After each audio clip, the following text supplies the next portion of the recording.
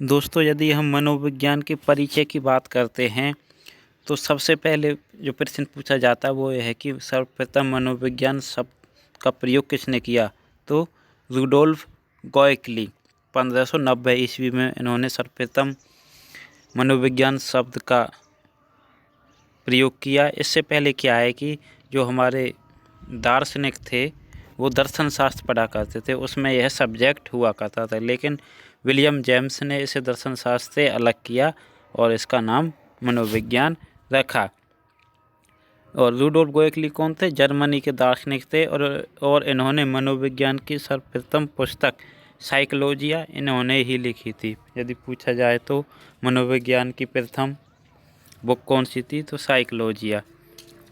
जो मनोविज्ञान शब्द है वो ग्रीक भाषा से आया है। ग्रीक लैटिन और यूनान का मिक्सर होता है और अरस्तु और प्लेटो को मनोविज्ञान का वास्तविक जनक कहा जाता है। हिंदी में से हम साइकोलॉजी कहते हैं। साइकोलॉजी क्या है? दो अलग अलग शब्दों से मिलकर बना है, साइक प्लस लॉग्स। साइक का अर्थ होता है साउल, साउल मीन्स क्या होता है? आत्मा।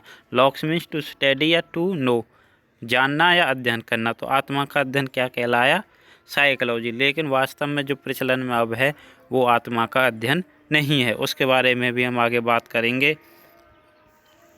नेक्स्ट बात आती है जो इम्पोर्टेंट बात है, सबसे ज़्यादा क्या पूछा जाता है कि ये किसने कहा कि 20वीं शताब्दी बच्चों की है। तो ये किसने कहा था? क्रो एंड क्रो ने। जन्म से लेकर वृद्धावस्था तक सीखने की अवस्था होती है, ये भी किसने कहा था? क्रो एंड क्रो ने। ये बहुत ही इम्पोर्टेंट कोटेशंस हैं क्रो एंड क्रो की, जो परीक्षाओं में मुख्य तौर पर पूछी जाती हैं। एक कोटेशन पूछी जाती है कि व्यवहार का शुद्ध विज्ञान ही मनोविज्ञान है। किसने कहा था? वॉटसन ने। व्यवहार का शुद्ध विज्ञान क्या है? मनोविज्ञान है। बात करें हम इससे आगे कि मनोविज्ञान का प्रथम सुव्यवस्थित या क्रमबद्ध अध्ययन किसने किया था। ये सबसे ज़्यादा पूछा जाता है कि सर्वप्रथम मनोविज्ञान का सुव्यवस्थित व क्रम से अध्ययन किसने किया था। तो संरचनावादियों ने। संरचनावाद, अब ये पूछा जाए कि संरचनावाद का उद्गम कहाँ से हुआ, यह संरचनावाद में किस चीज़ का अध्ययन किया जाता है। तो संरचनावाद में चेतना का अध्ययन किया जाता है। प्रश्न बहुत बार पूछा गया है।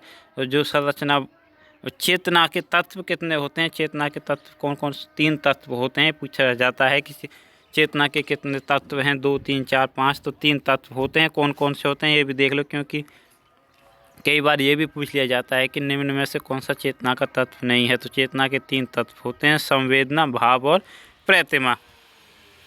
अब बात आती है संरचनावाद की स्थापना कब हुई। स्थापना हुई थी 1982 में। कहाँ हुई? अमेरिका के कार्नेल विश्वविद्यालय में। किसने की? टिचनर ने। तो याद करना, संरचनावाद की स्थापना की टिचनर ने। कब की? 1982 में। कहाँ की? अमेरिका के कार्नेल विश्वविद्यालय में। संरचनावाद के अंदर किस चीज़ का अध्ययन किया जाता है? चेतना। चेतना के कितने तत्व होते हैं? 3 तत्व होते हैं, संवेदना, भाव और प्रतिमा। चेतना की अध्ययन विधि कौन सी होती है?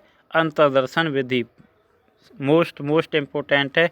चेतना की अध्ययन विधि कौन सी है? अंतर्दर्शन विधि, जो सबसे प्राचीन विधि में से एक मानी जाती है। और क्या है? इसे अंतर्निरीक्षण विधि भी कहा जाता है। स्वयं के अंदर झांकना, यह बहुत पूछा जाता है। स्वयं के अंदर झांकना विधि कौन सी होती है? तो अंतर्दर्शन विधि होती है, अंतर्निरीक्षण विधि होती है। और यह क्या? यह विधि छोटे बच्चों के लिए उपयोगी नहीं होती, प्राथमिक स्तर पर उपयोगी नहीं मानी जाती।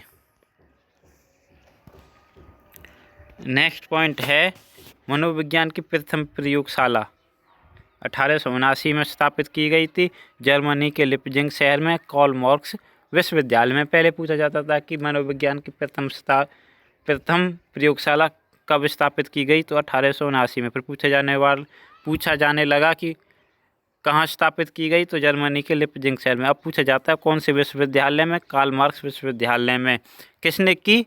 विलियम वुंट ने। तो एक ही लाइन से बहुत सारे प्रश्न बन जाते हैं। एक एक शब्द मैंने बहुत सोच समझ के लिखा है। भारत में अब क्या पूछा जाता है कि भारत में प्रथम प्रयोगशाला कब और कहाँ स्थापित की गई, तो 1916 में कलकत्ता विश्वविद्यालय में NN सेन गुप्ता ने, NN सेन गुप्ता, नरेंद्र नाथ सेन गुप्ता ने। तो आज के लिए बस इतना ही। बहुत अच्छे से वीडियो देखें, कम समय में ज़्यादा से ज़्यादा आपको जानकारी देने की कोशिश की गई है। यदि आपको हमारा प्रयास अच्छा लगता है तो वीडियो को लाइक करने के साथ साथ अपने दोस्तों तक शेयर करें। आगे भी हम आपके लिए इसी प्रकार की वीडियो लाते रहेंगे। Thank you.